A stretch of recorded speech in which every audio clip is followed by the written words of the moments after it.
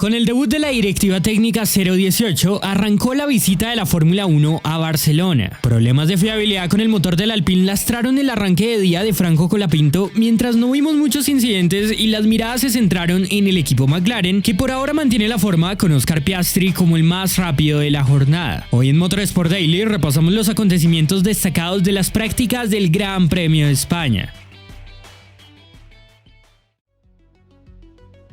Las pruebas aerodinámicas se dieron desde el inicio de los Libres 1 en Barcelona, con la mayoría de equipos colocando las famosas parrillas para medir la interacción del flujo de aire debido a los cambios que hicieron a sus autos. Fue una sesión de mucha actividad por ello, y algunos no centraron tanto sus programas en buscar los tiempos rápidos, sino en entender cómo fluctúa el comportamiento del monoplaza con esta directiva técnica. La tanda también vio la aparición de novatos, con Victor Martins, piloto francés, haciendo su debut en la máxima categoría, rodando con el Williams de Alexander Albon. Por su parte, Ryo Hirakawa, alguien habitual de estas pruebas, completó su tercer entrenamiento del año, esta vez a bordo del Haas de Esteban Ocon. El japonés protagonizó la única salida de pista de la tanda yéndose a la grava de la curva 10, pero no pasó nada más grave. Carlos Sainz parecía perderse el arranque de la tanda por problemas mecánicos, sin embargo el español solo esperó 15 minutos hasta salir a pista, mientras Fernando Alonso reportó pérdidas de rendimiento en recta durante sus simulaciones. Debemos recordar que viene a abandonar por un problema de motor en Mónaco, así que es algo sobre lo que Aston Martin necesita tener cuidado. Y por el lado de Colapinto, fue junto a Verstappen el que menos vueltas dio en los Libres 1 debido a un problema en la unidad de potencia del Alpine. No queda claro todavía qué pasó, pero cámaras de ESPN captaron a los mecánicos sacar extintores porque se estaba prendiendo la parte trasera del auto, un pequeño fuego que lograron controlar, pero el equipo debe analizar la situación para evaluar si requieren reparaciones o algún cambio de componente. Adentrándonos en los resultados, McLaren respondió en el inicio a los comentarios en torno a qué pasará con su desempeño, y vimos comandar a un Lando Norris que arranca el fin de semana con solidez. Como siempre, el análisis de rendimiento lo haré en la segunda tanda, pero fijándonos en la tabla de esta práctica 1, inicialmente fueron 3 décimas con las que arrancó el británico sobre Max Verstappen, misma diferencia a la que quedó el tercer clasificado. Hablamos de Lewis Hamilton. No hay que darle muchas vueltas a estas posiciones porque sobre todo hubo bastantes pruebas con tanque lleno, pero también llama la atención el rendimiento de Racing Bulls y Haas, que rodaron en el top 10. En la primera tanda de su gran premio como locales, los españoles Fernando Alonso y Carlos Sainz finalizaron 13º y 15º respectivamente, a poco más de un segundo del líder, mientras el argentino Franco Colapinto, tras los inconvenientes mencionados, concluyó en última posición. El documento de la FIA ratifica que varias escuderías estrenan alerón delantero, y no digo todas, porque si bien los 10 equipos montan especificaciones que para la competición son nuevas, como se dio a conocer en las últimas horas, McLaren, Mercedes y Alpine ya las habían presentado a la FIA en fechas pasadas. Por ejemplo, si bien los de Woking seguían corriendo con su especificación anterior a la directiva, se identificó que Norris probó la nueva pieza del alerón en los Libres 1 de Imola. Es por eso que en esta lista no aparecen reportados los cambios según la federación, pero lo digo para aclarar que en realidad todos sí corren con alerones delanteros nuevos. Ahora, para sorpresa de muchos, la mayoría de especificaciones no cambian demasiado. Mantienen la misma forma de los flaps, por lo que visualmente no son tan notables desde el diseño esas variaciones estructurales que se hicieron para regular la flexión. Sauber trae un nuevo suelo al igual que Alpine y Mercedes, mientras Ferrari rediseñó su concepto del alerón trasero de alta carga.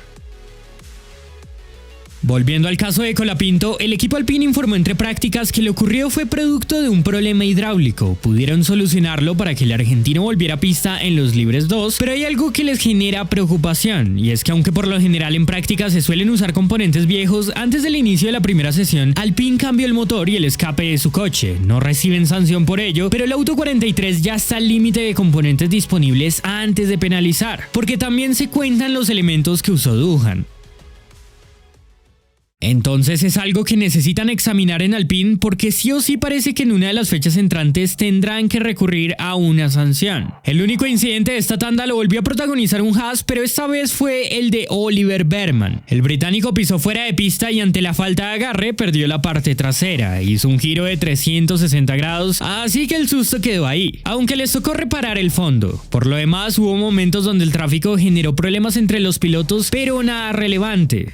Saltando a los resultados, McLaren volvió a dominar ahora con Oscar Piastri como el más rápido. El líder del mundial giró 286 milésimas por delante de George Russell, que le escoltó con el Mercedes. Aunque hemos hablado mucho de la directiva y el efecto sobre McLaren, por lo menos el viernes no se vio una pérdida de rendimiento tan significativa para los de Woking. Obviamente no hay que sacar conclusiones nunca de las prácticas y hay que tener en cuenta que todos iban con cargas de combustible diferentes y los británicos suelen apretar un poco más el motor los viernes. Pero aún con eso, por el ritmo impuesto a una vuelta, es notable que hoy se mantuvieron competitivos. Esta imagen muestra la variación en la flexión del alerón delantero de McLaren. El cambio se nota, sigue deformándose porque la regla lo que hace es reducir, más no eliminar este fenómeno, pero se inclina un poco menos. Recordemos que la normativa habla de milímetros, así que visualmente tampoco es que se espere un cambio drástico. Algo llamativo, acá citando las referencias de F-Data Analysis, es que McLaren tuvo la mejor velocidad final de las vueltas rápidas. Es prácticamente la misma que Ferrari y Red Bull, pero lo curioso es que el coche de Woking suele tener mucho drag y no protagonizan estos datos. Hoy montaron un alerón delantero más descargado, al igual que un ala trasera más delgada. Así que se interpreta buscan compensar el balance por la directiva y eso que tanto hablamos de cómo cambia el equilibrio. Sin darle más vueltas, hoy siguió siendo un coche competitivo y fueron los más rápidos con tanque de clasificación. Pero al hacer cambios a la configuración, ahora queda por ver en cuál y cómo se desenvuelve toda esta historia y cuál termina siendo el verdadero impacto en cada escudería. Tercero encontramos a Max Verstappen con el Red Bull. Los de Milton Keynes tuvieron un viernes mejor que los anteriores, no dominan, pero recordando que el equipo austriaco suele dar un salto del viernes al sábado, tuvieron sensaciones positivas aunque ahora mismo están detrás de McLaren y Mercedes. Ya que menciono a los de Brackley, Russell rodó con un alerón de más carga que sus rivales. Esto le ayuda en la mayoría de curvas rápidas, pero con el compromiso de ser más lento en recta. Ahí hay un juego de configuración que veremos cómo adapta cada uno y qué eligen, si más o menos carga. Norris estuvo cuarto curiosamente con el mismo tiempo de Max, mientras que para cerrar el top 5 encontramos a Leclerc con el Ferrari. No parecían muy contentos en Ferrari con lo visto hoy, sobre todo Hamilton, que se quejó de que el auto era inmanejable, pero las telemetrías muestran que Charles cometió un error en el segundo sector, por lo que incluso si no se deslizaba sobre la curva 7 tenía potencial para meterse a la par de Mercedes y Red Bull. Entonces es un poco misterioso el caso de los de Maranello. Los sectores ideales no nos muestran nada tan distinto a la tabla normal, así que no hay punto en profundizar mucho sobre ellos. Lo destacado es que Aston Martin se consolida con Alonso como el mejor del resto de este viernes, a medio segundo de McLaren. Cerca se encuentran Gasly y los Racing Bulls. Los tres sectores son dominados por McLaren y en el que más sacan a sus rivales es en el primero, en parte por lo que hablamos del enfoque en la velocidad, aunque fue solo una décima. Lo notable es la consistencia a lo largo del giro. Continuando con el top 10, Antonelli fue sexto a más de 2 décimas de Russell y como dije, destacado lo de Fernando Alonso y Aston Martin. Es cierto que tuvieron problemas en los libres 1, pero luego se volvieron más competitivos. Por rendimiento creo que tienen potencial en esa pelea de la zona media y eligen un enfoque en llevar más carga atrás, pero como todos saben, lo que les condiciona y genera dudas ahora es qué pasa con la fiabilidad.